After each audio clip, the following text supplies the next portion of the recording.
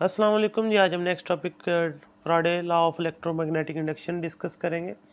आपने लास्ट जो लेक्चर था मोशनल ईएमएफ, उसका जो रिज़ल्ट आपने ड्राइव किया था minus V B L sine theta, तो उसमें आपने कहा था कि जब भी एक rod across the magnetic field move करेगा तो उसमें इंड्यूस ईएमएफ आएगी और as a induce current produce होगा। और वो इंड्यूस ईएमएफ डिपेंडेंट है वेलोसिटी ऑफ द रॉड पे in the magnetic field, length of the conductor in the magnetic field की स्ट्रेंथ, इन तीन बातों पर डिपेंडेंट है।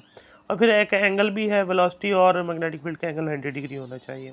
अब यहाँ देखें वही एक्सपेरिमेंट रिपीट कर रहे हैं, डेफिनेशन में बाद में आता हूँ क्योंकि रिजल्ट को डिफाइन किया गया है।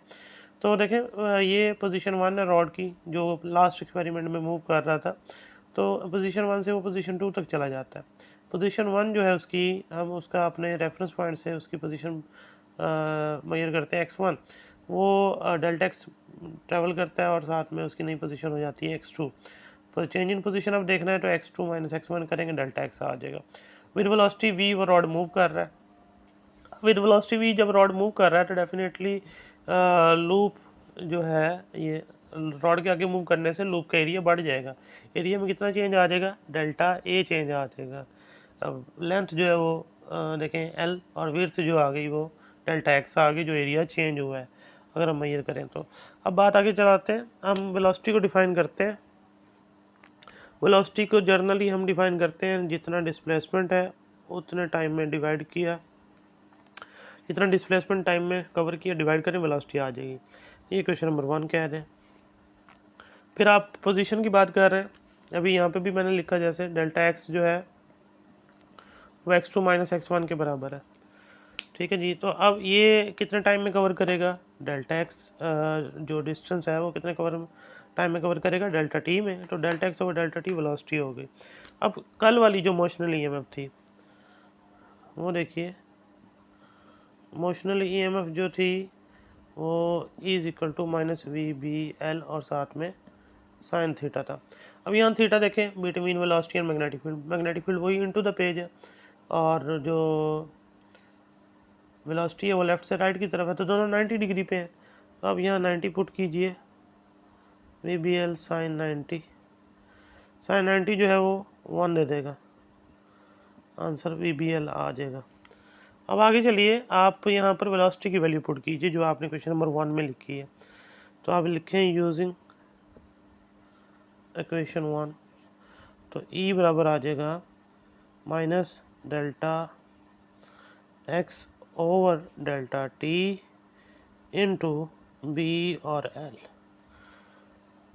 ठीक है जी। इसको थोड़ा रीअरेंज कर लें तो हम इसको लिख सकेंगे फिर A is equal to minus B into delta X और साथ एल और डिवाइडेड बाय डेल्टा टी। अब डेल्टा एक्स तो डिस्टेंस है जो कवर किया पोजीशन 1 से पोजीशन 2 तक।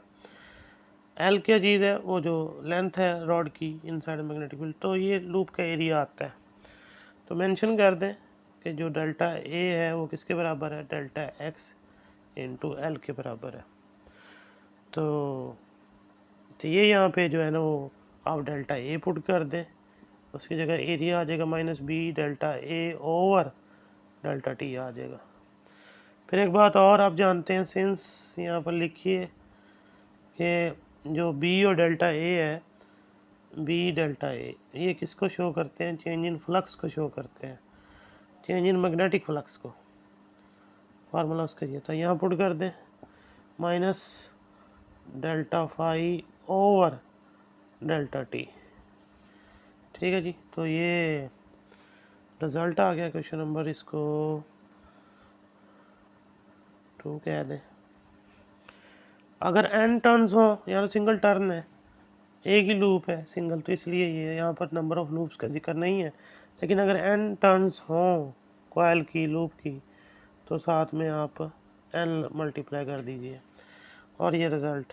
अब देखिए कल जैसे हम बात कर रहे थे, यानी जो पहले एक्सपेरिमेंट थे स्टार्ट में जो लेक्चर था उसमें ये बताया था कि चेंज इन फ्लक्स आपने करना है, यानी फ्लक्स चेंज करना है लूप का, कंडक्टर का, वायर का, उसमें इंड्यूस ईएमएफ आएगी और इंड्यूस करंट आ जाएगा, उसे इलेक्ट्रोमैग्नेटिक इंडक्शन कहते हैं।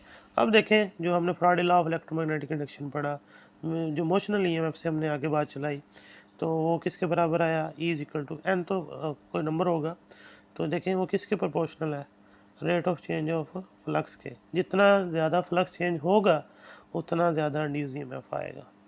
इसी को डिफाइन किया हुआ फिर ये जो फाइनल रिजल्ट है, average EMF induced in a conducting coil of n loops is equal to the negative of the time rate of change of magnetic flux through the coil। Negative क्यों लगा हुआ है उसका ये नेगेटिव साइन तो properly अगला topic जो Lenz law है वो एक्सप्लेन करेगा, लेकिन मैं थोड़ा सा बता देता हूँ कि जो इंड्यूस ईएमएफ है वो जिस चीज़ से प्रोड्यूस होती है उसी को अपोज करती है, इसलिए नेगेटिव साइन है।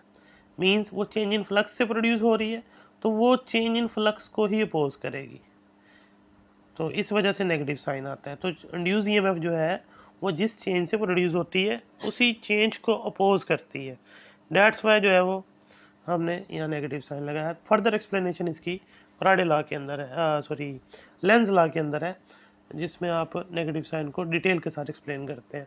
तो ये आज का टॉपिक था, ये लॉन्ग क्वेश्चन है, अगर इसमें कोई प्रॉब्लम है तो पूछ लीजिएगा। अल्लाह हाफिज़।